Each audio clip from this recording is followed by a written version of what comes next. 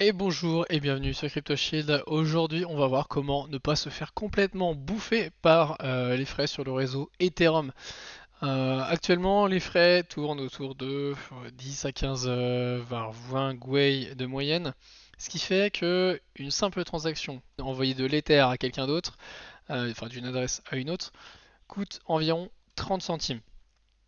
Ça va, c'est pas le plus cher, mais dès qu'on veut faire quelque chose d'un peu plus compliqué. Donc par exemple envoyer un token ERC20 à quelqu'un, comme par exemple de l'USDT, tout de suite on arrive à une transaction qui va coûter quasiment 1 dollar. Si on continue et qu'on va sur des transactions encore plus compliquées, genre un swap, on voit que ça va nous coûter environ 3 dollars, etc., etc. Et moi, j'aimerais, dans notre exemple aujourd'hui, réclamer des récompenses sur Core Finance. Sauf que quand je clique sur Claim, il me propose une transaction qui est un peu plus complexe que d'habitude et le simple fait de claim me coûte environ 20 dollars, ce qui est énorme pour une transaction et moi je ne veux pas payer 20 dollars de frais de transaction. Ça ne m'intéresse pas, donc on va voir aujourd'hui comment baisser ces coûts de transaction et tabler sur le fait que on est en août, donc le réseau est moins surchargé. Techniquement, souvent il y a moins de transactions durant l'été, donc les frais de transaction baissent et en plus, aujourd'hui on est en vendredi, mais pendant le week-end, il faut savoir que les coûts de transaction peuvent vraiment descendre parce qu'il y a très peu de transactions dans ce qu'on appelle la mempool, qui est un regroupement de toutes les transactions qui sont envoyées sur le réseau Ethereum, dans lequel les mineurs, donc les validateurs du réseau, peuvent piocher pour les ajouter au prochain bloc. Évidemment, bah, ils vont en priorité piocher les transactions qui vont les rémunérer le plus possible, c'est dans leur intérêt. Mais quand le week-end il se passe vraiment pas grand chose, ils ont plus beaucoup de transactions intéressantes à miner, donc ils vont chercher les transactions qui rémunèrent un peu moins. Donc ce qu'on va faire, c'est envoyer une transaction sur le réseau sans qu'elle nous coûte trop cher, mais qui potentiellement ne sera pas exécutée ou sera exécutée dans quelques jours. Donc comment faire pour réduire le coût d'une transaction? Là, elle est affichée du coup sur MetaMask. Dans la partie carburant, je vais cliquer sur le bouton ici et on a différentes possibilités, bas, marché ou agressif, ou celle proposée par le site. Mais aujourd'hui, justement, on veut aller encore plus bas, parce que si je choisis la petite tortue, c'est quand même une transaction à 13 dollars. Si je choisis le gorille, elle va être à 14 dollars, etc.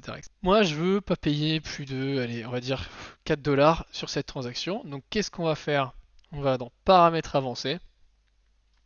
Et là, on va choisir nous-mêmes les frais qu'on veut donner à cette transaction. Donc il y a le frais de base maximaux. Je vais tabler sur 3 à 4 gwei. On va mettre 3 gwei. Et en frais de priorité, on va laisser 2, comme c'était, peu importe. Et on va enregistrer. En mettant 3 gwei, j'ai 3 dollars de frais de transaction.